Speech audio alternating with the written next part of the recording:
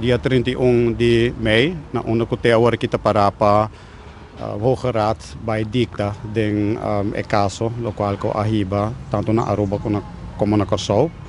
El escenario nang lo siguiente, si el juez está de acuerdo, si el Hoge Raad está de acuerdo con Hof, sei que men ko a possibilidade para casa na Aruba ta abre de imediato.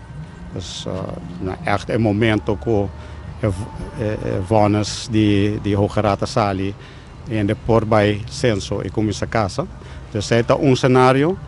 Naturalmente tem outro dois cenários nanco. No momento na aqui não está menos provável. Tá com esta vez que não tem discriminação.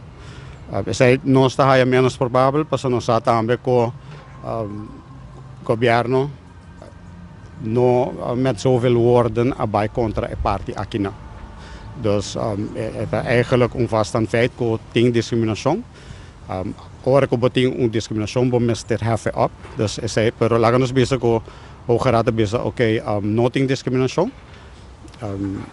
Esta queda agora é no parlamento para decidir se está na liberdade ora para decidir se está introduzir of não. Esse é cenário que nós não estamos echt possível.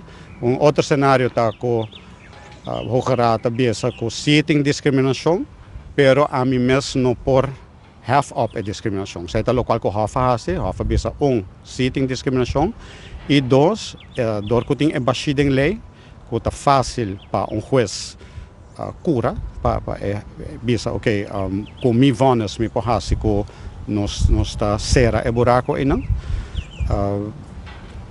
Ja, no momento inang dus ko seta do cenário e ora nossa ko Hoge Raad bisa ko ting discriminação, como é ora parlamento tem obrigação de passar a lei. O parlamento tem obrigação agora para cumprir com o veredicto de juez, que agora está vast que tem a discriminação.